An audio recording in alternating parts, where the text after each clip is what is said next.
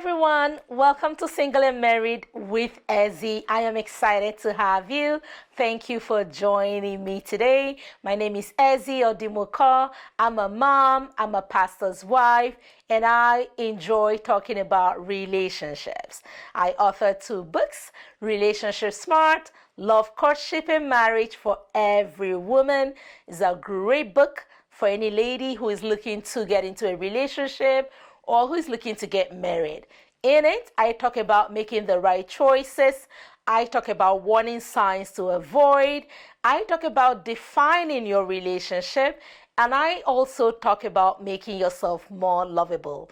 I recommend it. I also wrote another book, Brighter Days, 100 Thoughts of Hope, Love, and Blessings. It is a devotional. It has 100 inspirational thoughts for you that you can use to start your day each and every day. Start your day right, start your day motivated, start your day blessed. Both books are available for you on Amazon.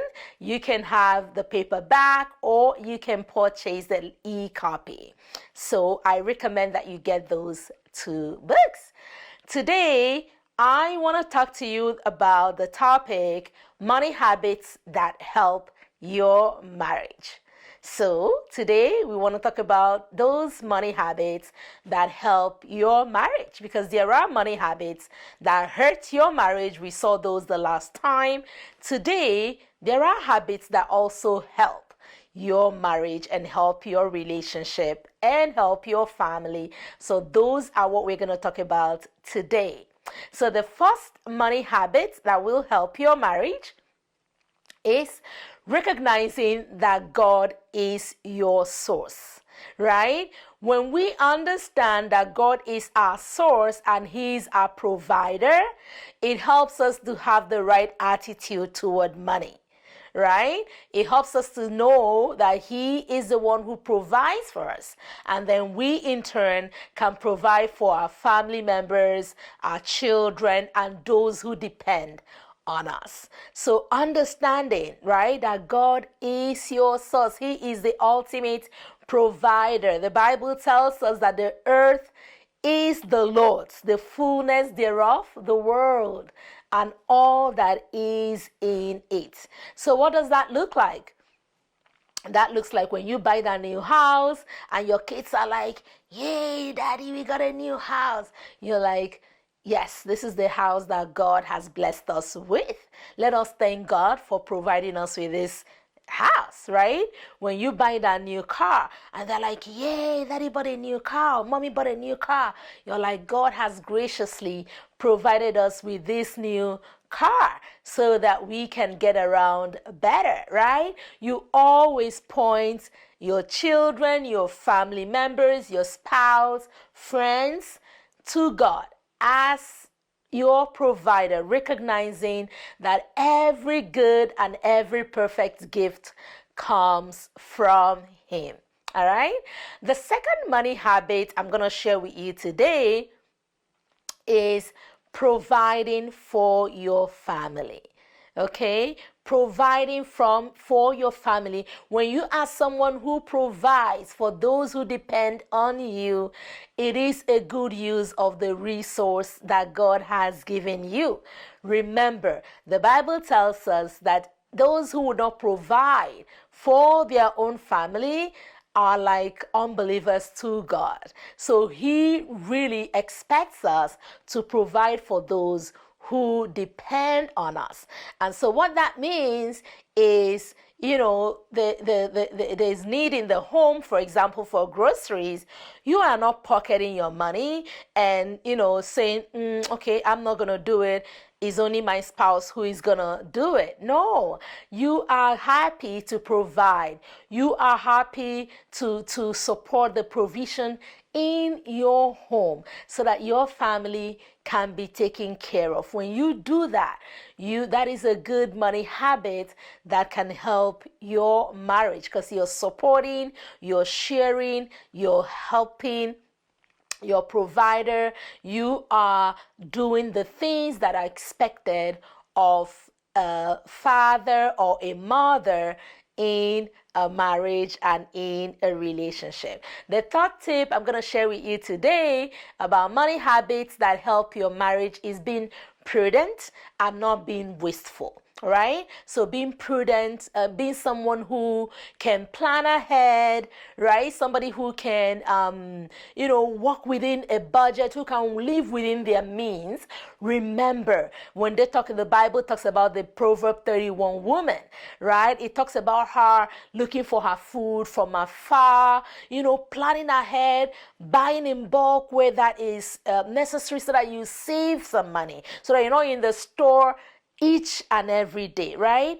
Having a list, you don't go into the store with no list, right? And you're just going from aisle to aisle and just picking up things that you don't even need, right? Or may not even need, right? You have a plan, you have a list, you have a budget, right? And you live within the means of your family. You're not living above, you're not being wasteful of the resources that God has blessed you and your spouse with. Okay, so we're talking about money habits that will help your marriage. And the fourth tip I want to share with you today is doing good. God expects us with the resources that He's given us to do good. And why do I say that? Remember, in 1 Timothy chapter 6, verse 17 to 19, he says there, command those who are rich in this present age not to be haughty, not to trust in uncertain riches, but in the living God, who gives us richly all things to enjoy.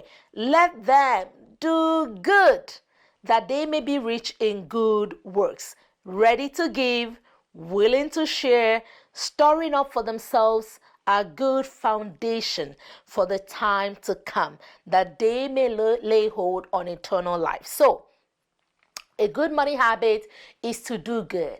Okay? Do good with the resources that God has given you. Look around you. Who can you help? Who can you support, right? Who needs that help?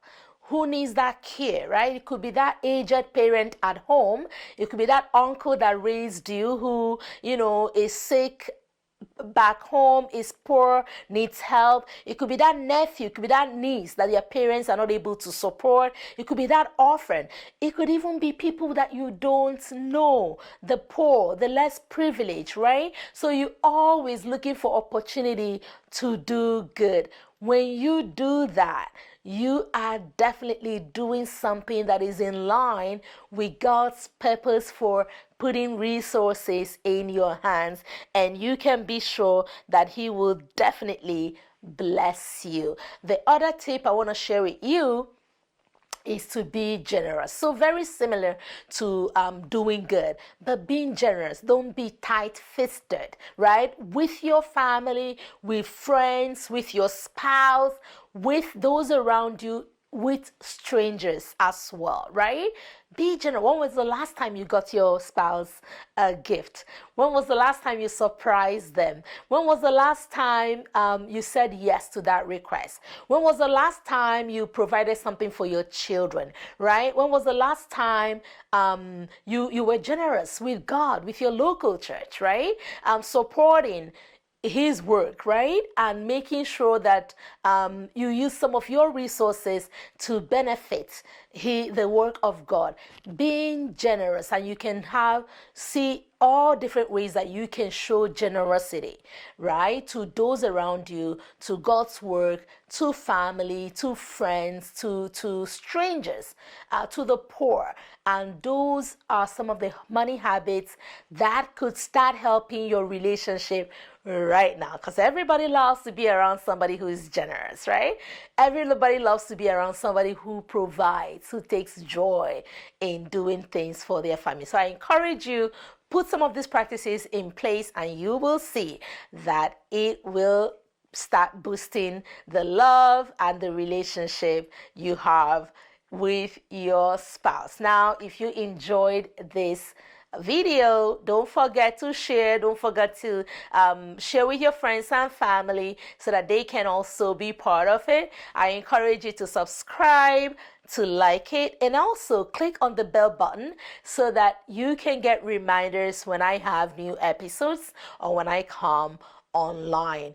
I also have my monthly marriage mentorship class, which is a class where I teach on relationship matters and marriage matters to strengthen your relationship and to help you with your marriage. It is a free class. Everyone is welcome, single and married.